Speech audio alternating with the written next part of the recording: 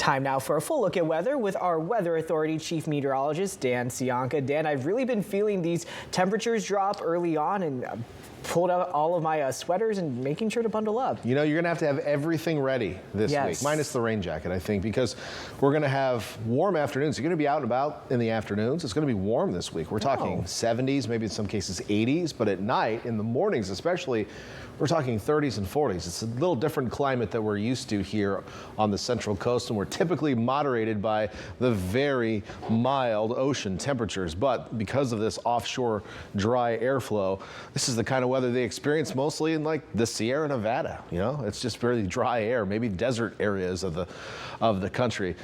Here's a live look from Domenico's on the Wharf. Things clear out there tonight. It's really easy to see the stars right now because we don't even have any moisture in the air blocking us for the most part. There's a little bit in the low levels, but you're going to get a great view if you're away from the city lights, especially. About 2 o'clock this morning, I got up, went outside. I was awake because I'm still awake that time. But I went outside and watched the SpaceX launch because there was a Starlink launch that went up yesterday.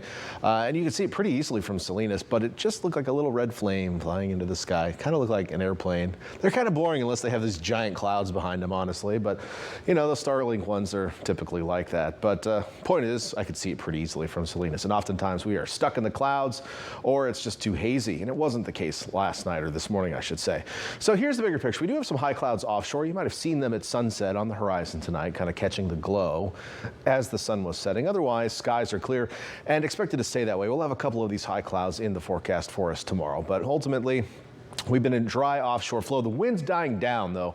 That's the good news here for the next couple of days, but the air is still going to stay dry, and this ridge of high pressure sitting over us will retain warm afternoons for us. So the air mass ultimately is warm for this time of year, which means our afternoons will see highs 5, maybe 10 degrees above normal almost all week long. But at night, when there's just nothing to hold that heat in, temperatures will fall pretty rapidly. And it's going to be chilly in our mornings. And some inland areas may see a little frost at times. We had cold enough temperatures this morning for that. Now, later on in the week, the ridge does shift a bit to the east, and that will probably see a little bit stronger onshore flow, cool us off a little bit, and bring some additional moisture, which may bring a few extra clouds. And the mornings may not be quite as cool by the time we get to the end of the week. But it's also going to keep our storm track well off to the north with this ridge off to the southwest. So we're watching a couple weather systems, one coming in on late Saturday into Sunday that could perhaps bring something into our neck of the woods. Right now, it's still looking a little bit too far to the north. Either way, we'll keep an eye on it.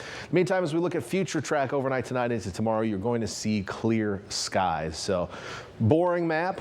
Let's just go past it. I mean, it's not going to be, it's going to be clear. We'll have a light offshore breeze in the morning and then a light onshore breeze in the afternoon. And outside of a couple thin high clouds, which won't really affect your day at all, we'll see sunshine. Here's your temperature forecast tomorrow. Down into the 30s, Santa Cruz Mountain Valleys, 33 in Boulder Creek. Might see a little frost there.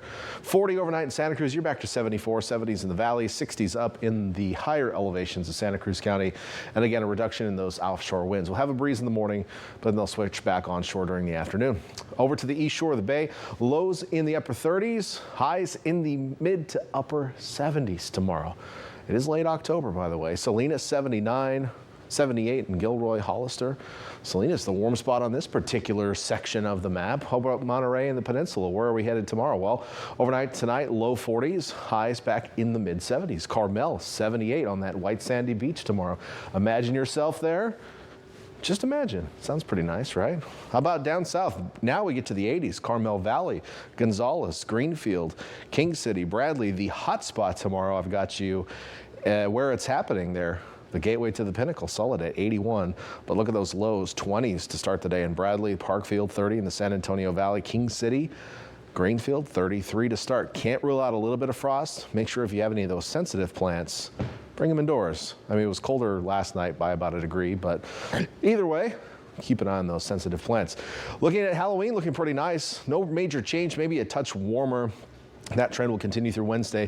Then we'll start to pump in some low-level moisture, so the lows will get warmer. We'll probably have some low clouds in the mornings, but it still looks like the air mass rotating in around the high will be fairly mild. So I'm keeping the highs on the warmer side, and we're watching that Saturday to Sunday time frame for maybe some precip. Inland areas, warm for this time of year. Highs looking pretty warm, and then lows obviously chilly No rain necessarily in the forecast, but pretty decent weather if you like warm afternoons and cold nights. If you like it to feel like fall, Austin, which I know you do. Definitely do, and it looks like it's shaping up to be a great Halloween. Thank you so much, Dan.